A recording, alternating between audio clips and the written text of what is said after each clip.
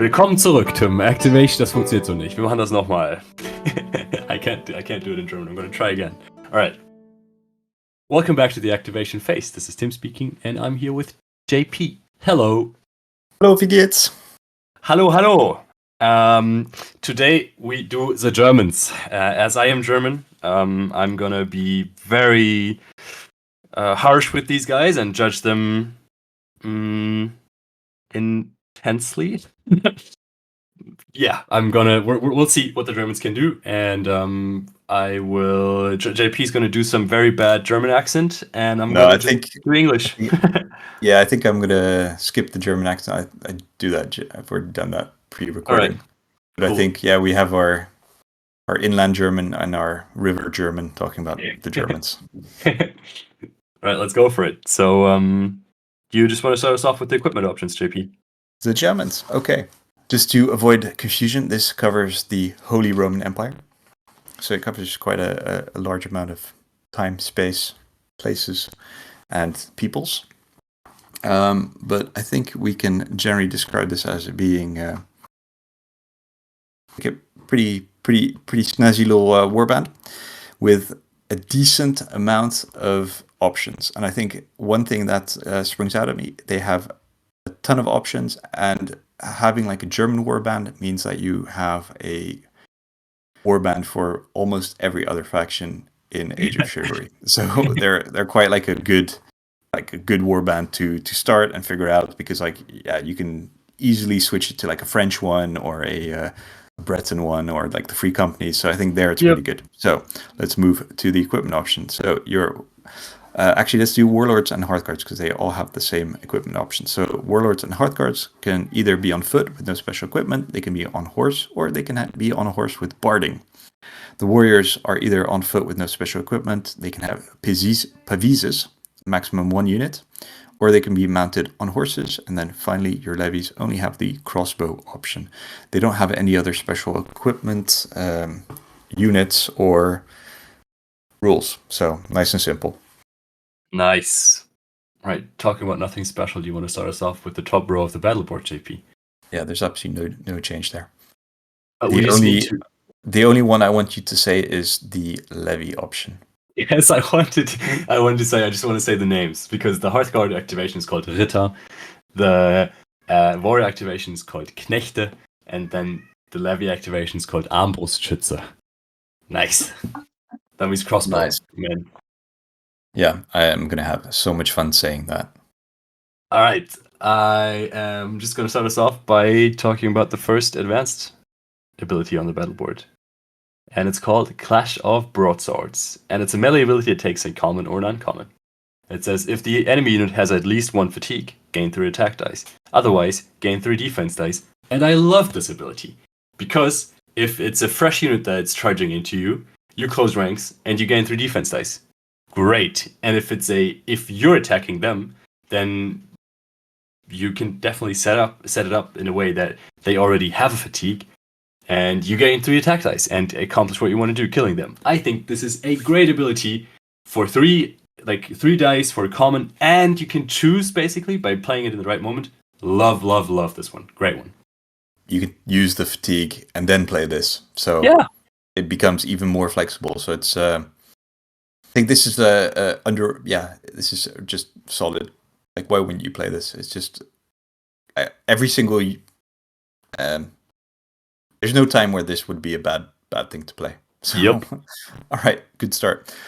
The next one is Modhau. This is a common. Just takes a common. It's a melee ability. Remove a fatigue from the enemy unit to add 3 automatic hits to the hits you inflict. I like this. This is like automatic hits, always a big fan. Especially with high armor units, like doing this on a warlord or a unit of Hearthguard is such a good return on the common dice. The only thing is you need to make sure that they can do a fatigue, which luckily you can actually do, either through mercenaries or through a ability later on the board. Yeah, this is one of these abilities, and I think we talked about them once or twice before for other warbands. One of these abilities that makes it so that your single warrior that survived a melee is still a threat. because you can just send them in to an exhausted warlord, play this ability, remove the fatigue, and probably on average, even when they close ranks, kill the warlord. And or I guess for when they're closing ranks, it's on average it's a 50-50 chance. So this one, super nice, just a common, great value, good one.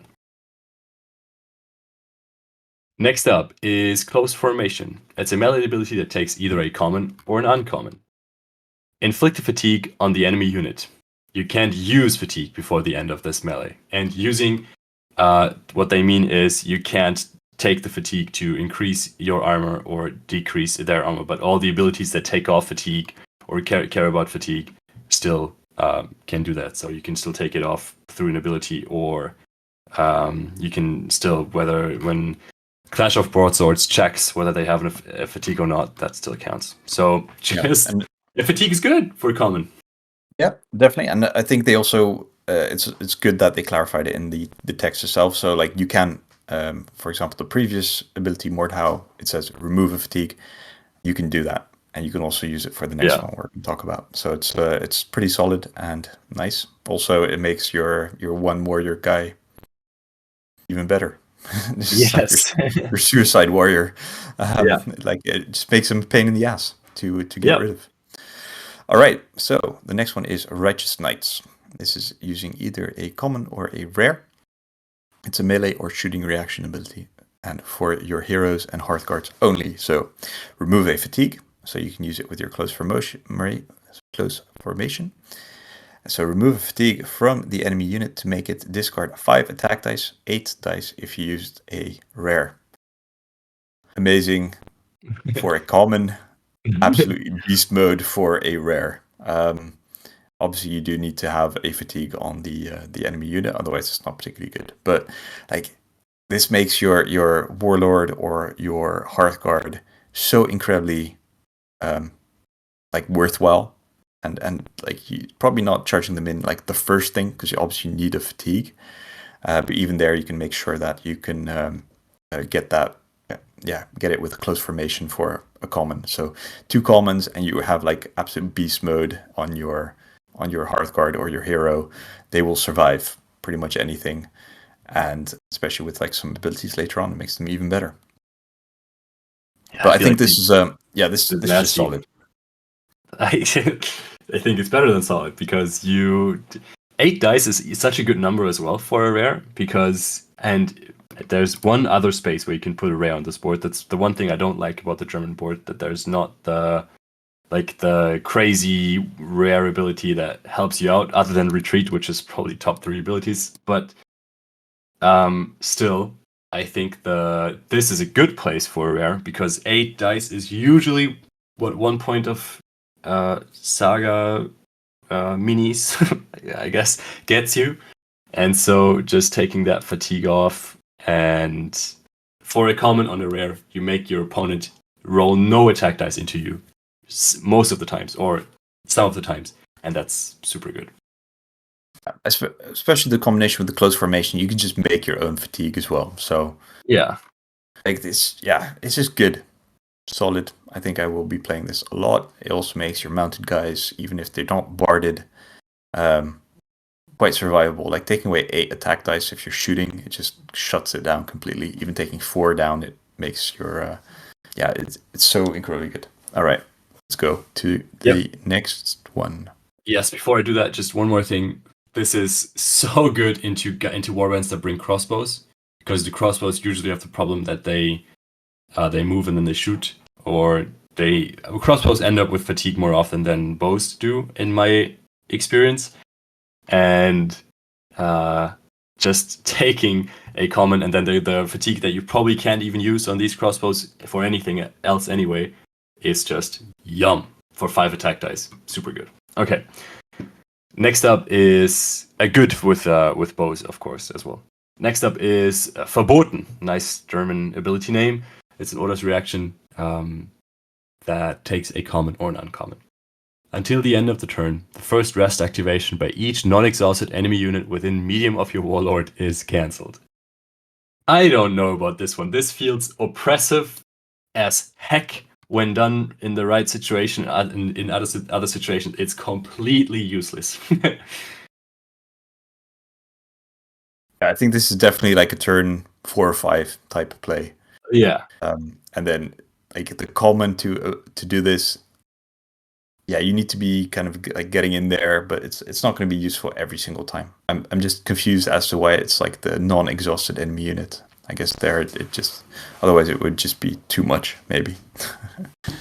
Yeah, but that kind of breaks the whole point, right?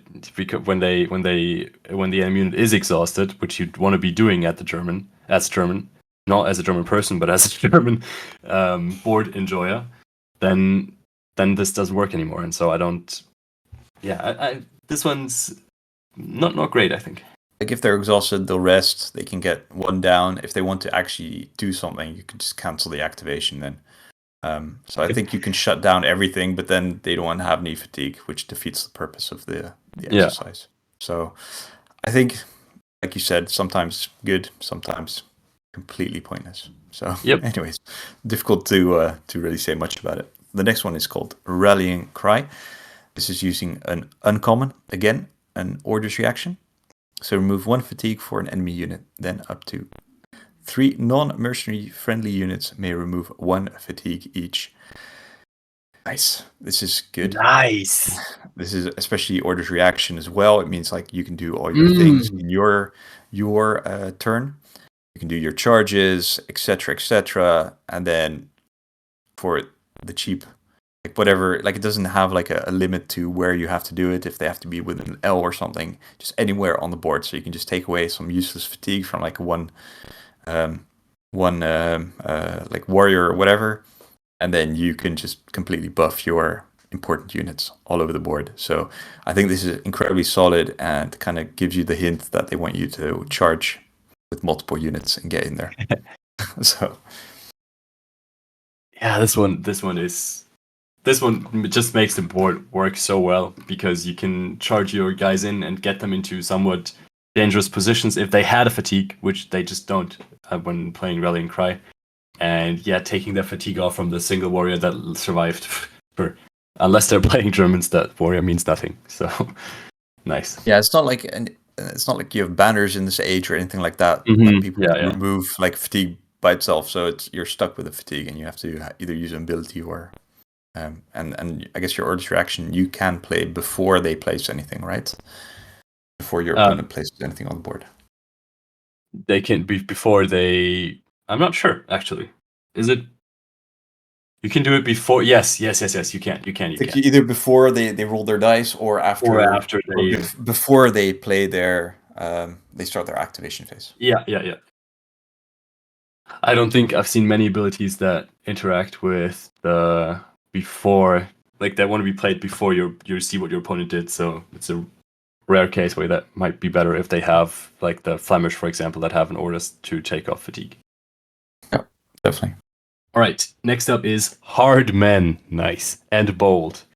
It's an orders reaction for an uncommon. Choose a friendly non-mercenary unit of Hearthguards or Warriors. Until the end of the turn, its armor is increased by 1, but its aggression is halved. So this is just a classic objective-based scenario ability that can be the key to make you super tough, and then if you close ranks, you lose half your attack dice again. So you basically do no damage, but you're going to be very tough to kill, and that can be important sometimes. Yep, absolutely. I think it's also it's for shooting and for melee. So nice, yeah. That's good. Like park a barded unit of Hearthguard somewhere. Yeah. Good luck, guys. Yeah, enjoy shooting armor 6. It basically makes them like what's the mercenary called? The Lombard Lancers. Yeah, actually even better than them. Yeah, so, they are armor 5. Yeah. Yeah, so I think this is underrated, and you can do some stupid shit with your Hearthguards to put them somewhere, and then just play this. And then just see what happens. Nothing, probably. Absolutely, exactly. Absolutely nothing. All right. The next one is Retreat. This is using a rare. It's a melee ability and it's for units other than levies. So the melee ends immediately. Your unit must withdraw. What the heck? I know this is like such a simple ability, but it's insane. Like, I think the this is such a mind game ability. Just having this on your board is going to make people kind of like doubt every single dice that they spend in this melee. And they're like, "Are you just gonna?" And then as soon as it becomes too much, or like the whatever combo they want to do, you're just like, "Nope, we're gonna stop this right now." And then you withdraw, and you don't actually get the fatigues at the end. Yeah. We had a clarification there about this specific ability. I think it makes sense also in terms of the timing of everything. But your opponent loses all their dice and all their abilities that they played. Nothing happens whatsoever, and you run away a little bit, and you don't have fatigue. So it's just, I don't know. I think the possibilities on this particular ability are insane. You just need to be good and roll the rare. Like this would be my number one position to put the rare. Yeah, it's definitely, yeah, because so many warbands as well just want to kind of stack 2 or more abilities together so that they get max value, and then yeah, you can charge me and you can play one of them, sure, or play none, and so you can force me to not play retreat. But if you start playing 2, I'm just going to cancel it. Like, cool, nice abilities you got here, man. Yeah, and it's just melee as well, so it's your turn, their turn, whatever. It doesn't matter. Like it's not depending on like the warband is maybe better in like a defensive or like offensive. It doesn't matter. Like it's just good whenever. Even not playing it is still good. Yes, You can having just be it like, on the oh, boards. yeah, they're just, for example, if somebody's like thinks you're gonna play it, and then you skip as well, or they skip, and then you, how would that work? Yeah, well, you play something, Yeah, and they play something, and they then you skip, and then they have to decide whether they want to skip, and the melee starts, or if they want to play the other ability they kind of need to play, and you can do retreat after again. It's super annoying. yeah, You always hold the best cards. yeah, definitely, and even like playing something like Clash of Broadswords or something like that, just to be like, yeah, I'm just to give the idea that you're committing to this Bait them in. particular melee. Yeah, like I think this is gonna be like a really fun, well, for you ability to play and be like, ah, surprise, I'm like no, we're not doing this right now. Good luck. So I think this is amazing. I think this is like the key ability of this battle board, and it's gonna piss people off so much. Yeah, I love it. Great. And especially in combination with close formation, you put the fatigue in the moment you play the ability. So yeah, they can put it play an ability. You play close formation and give them an additional fatigue, and then they have to decide whether they want to play something again or skip. And then you still have all the cards. It's so good. Next up is Squadron. It's an activation that takes 2 common dice. Activate a unit for a charge with a range of short or medium if it's mounted. During the ensuing melee, the unit gains 3 bonus defense dice and resilience 1. This is one of the rare cases where resilience 1 is really good, because you can easily get rid of your fatigue. And so I like this one. This is good for your warriors on horses, this is good for your Hearthguard on horses, and just in general, good ability because you're a warband that can shed the fatigue. Nice.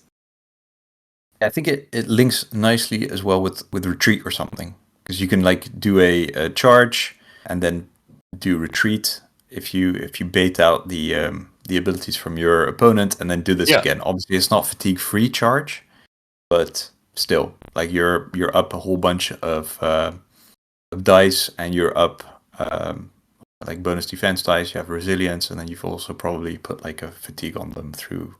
What's it called, close formation or something like that. So I think there's some potential here. Unfortunately, it's not fatigue free. That's all.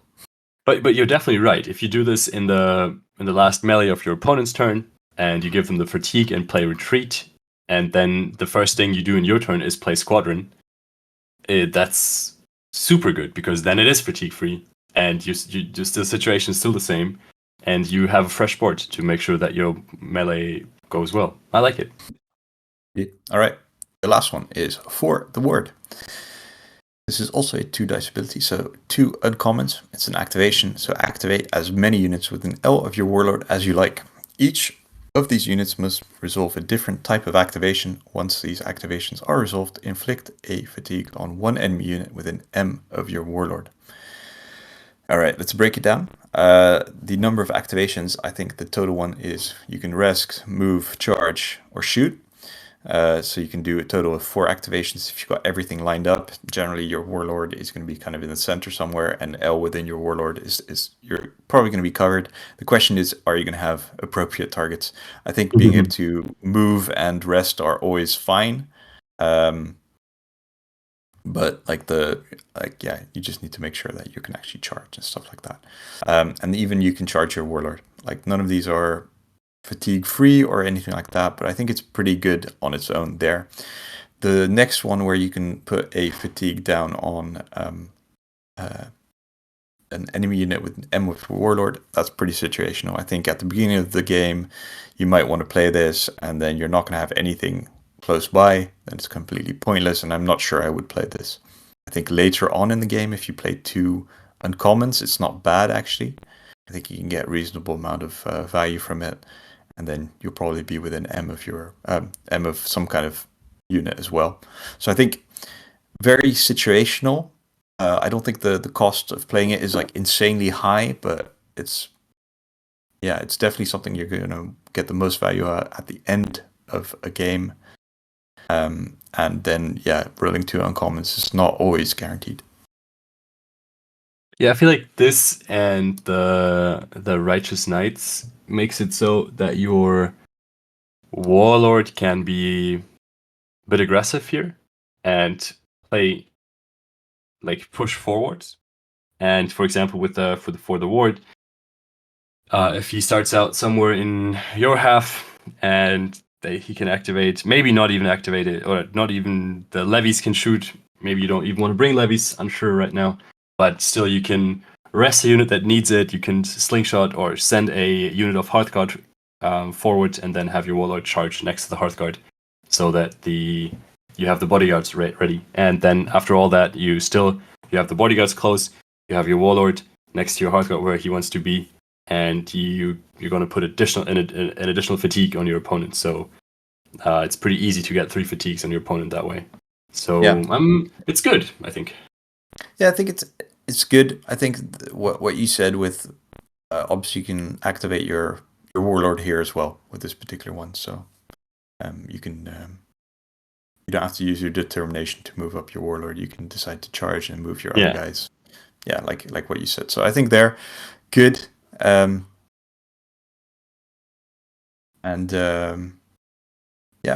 think that's probably the way to do it, right? You kind of set up, get your guys close, and then put down the fatigue on your enemy, and kind of like start the cycle of the whole or what's it called, the Mordhau and Righteous Knights and stuff like that. So I think there you can definitely make it interesting. Yeah. Tricky to play properly. All right, that's the board. I think overall some really solid abilities, some incredible abilities as well. But how do we make this all work together, and how do we organize our warband, Tim? All right. Before we get into like exactly how to build them, we need to talk about 3 mercenaries actually, because they just work perfectly with these guys. So the first one's obviously the cannon, and I personally think it's an auto take for the Germans. The cannon somewhat reliably puts a fatigue on an opponent and sometimes takes casualties, but that's not what it's about. It's just it puts a fatigue from far out, and does it every single turn for just the we obey, or for an uncommon, which this board can afford, I think. And so, because you don't want to play for the ward every turn, and the other ability that is really important is Rallying Cry, that takes an uncommon, and so that's it for uncommons that you need to have. And so, good for the cannon. The other one are the handgunners. They're the warriors that shoot and then put a fatigue if they, for the first casualty they inflict. I think they're okay, but they probably still not good enough for the Germans because they're super squishy and they die too easily. And then the last one, which in the mercenary tier list video I think I put in last. I think they're phenomenal with the Germans and incredible and super good are the brigands. And I just quickly want to talk about what they do. They're just 8 warriors on foot.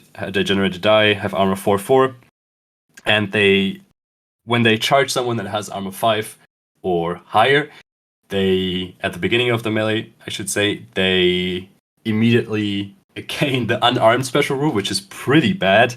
So the opponent would be saving on force.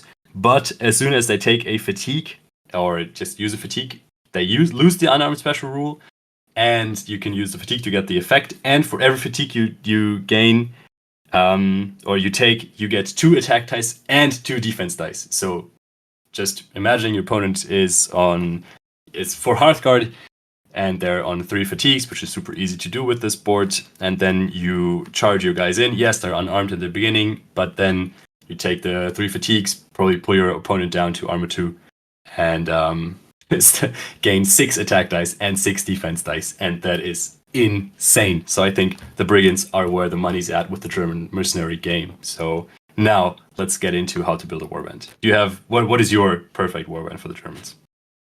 Yeah, so I've built a warband that I can kind of switch with the Flemish a little bit. So there's some overlaps. I think this particular board, you shouldn't be scared to take Hearthguard here.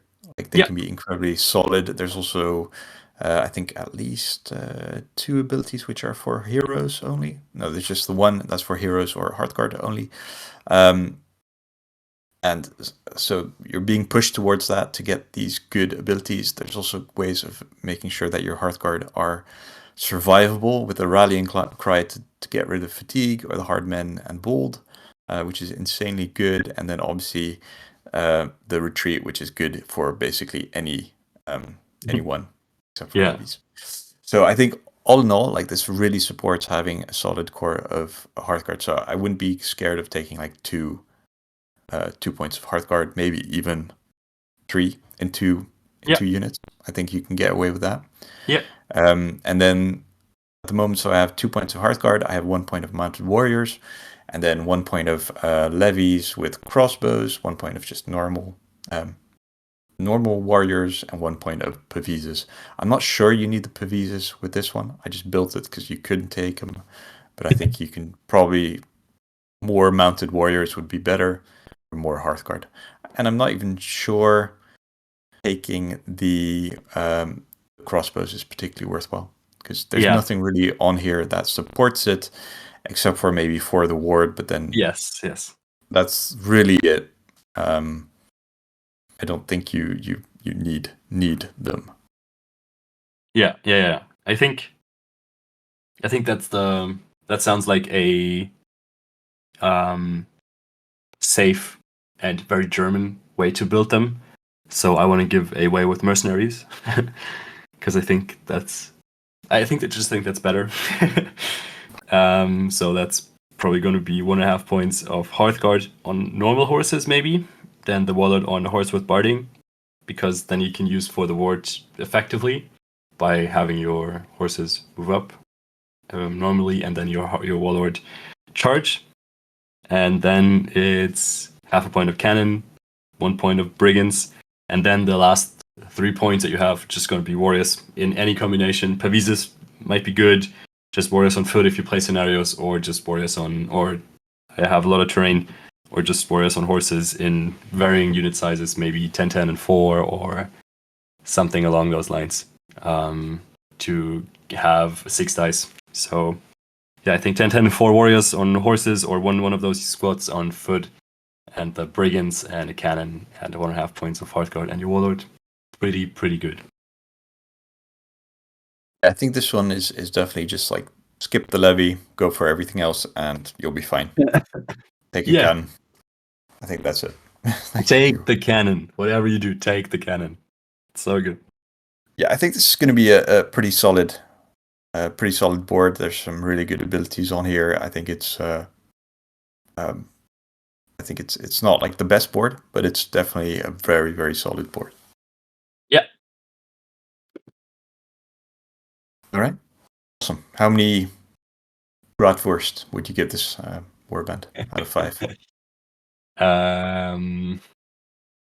Maybe 3.7, 3.5, Ah. 3.6, 3.7, something like I would that. give them a 4 just for the retreat. I think that's going to be so much fun. Yeah, fair enough. For you, I yeah. think it's a very forgiving board as well. I don't think it's like new player necessarily friendly, because some of these are like a little bit tricksy, but I think for like a relatively experienced player, you can probably get pretty solid abilities out of this board and do really well. Like, it's not fragile in any particular way. You're gonna have enough bodies on the board.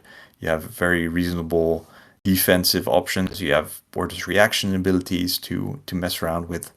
I think it kind of checks all the boxes really well. So I think it's going to be a fun board to play, and it doesn't feel like a very like unidirectional board where you're only doing one thing and you need to do like one combo.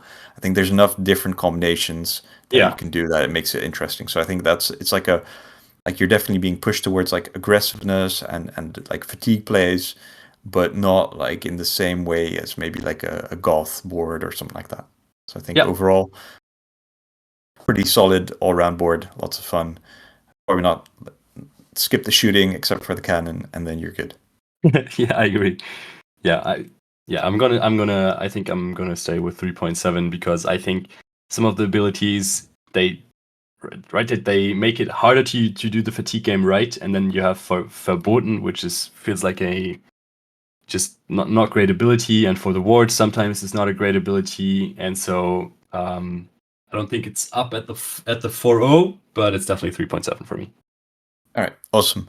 I'm intrigued to see how people are building their German warbands. I think it's going to be super cool. The Agincourt Lightbox has like for the earlier Germans, you can use them. It has some banners included there. That's what I'm building, and then obviously like later on, you have like the 1500s style knights as well, with like slightly different armor which you can use. So loads of different modeling options to cover this particular warband, and I'm intrigued to see what people will do. One thing, please feel free to send us, or send us a voicemail. So 0049 6404 8030756. So that's 0049 6404 8030756. Looking forward to receiving those voicemails.